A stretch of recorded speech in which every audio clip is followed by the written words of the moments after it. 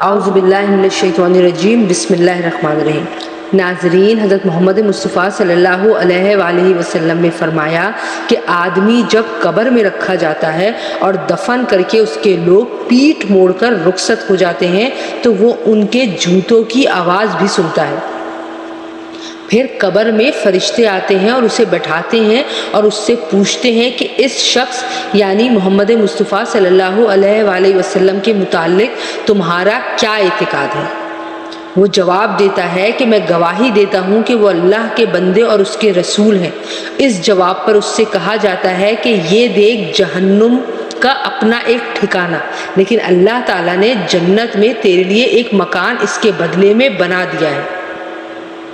نبی کریم صلی اللہ علیہ وآلہ وسلم نے فرمایا کہ پھر اس بندہ مومن کو جنت اور جہنم دونوں دکھائی جاتی ہے، اور رہا کافر یا منافق تو اس کا جواب یہ ہوتا ہے کہ مجھے نہیں معلوم، میں نے لوگوں کو ایک بات کہتے سنا تھا وہی میں بھی کہتا رہا۔